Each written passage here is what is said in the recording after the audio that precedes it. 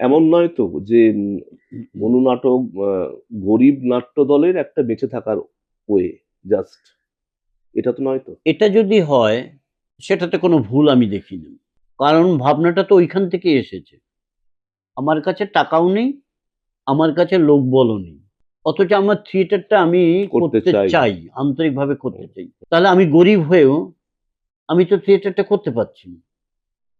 আমার ১০,০০০ বা ২০,০০০ টাকা খরচা করে একাডেমিতে, রবীন্দ্র সদনে বা একাডেমি মধুসূদন, ৪০,০০০ খরচা হয় হ্যাঁ, নিলে পরে। আমার কাছে নেই সেই হ্যাঁ, ক্ষমতাটা। কিন্তু আমার কাছে ৳২,০০০ আছে। চলো আমি হুম। একটা জায়গা, একটা ক্লাব ঘর ভাড়া নিলাম। সেখানে গিয়ে আরো ১০ টা দলকে ডাকলাম। একটু লাইটের ব্যবস্থা করলাম, একটু মিউজিকের ব্যবস্থা করলাম, একটু চা বিস্কুট খাওয়ালাম।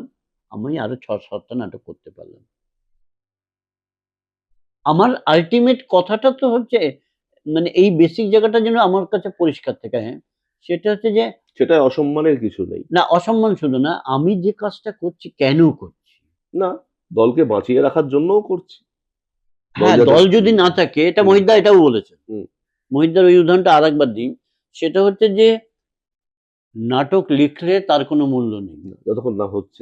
যতক্ষণ না, কারণ নাটকের প্রাণ পায় হচ্ছে মঞ্চে গিয়ে। নাটকের পাঠক সে অর্থে এইজন্য তো খুব বেশি, নাটককে দৃশ্যকাব্য বলে। হ্যাঁ, দেশকাব্য।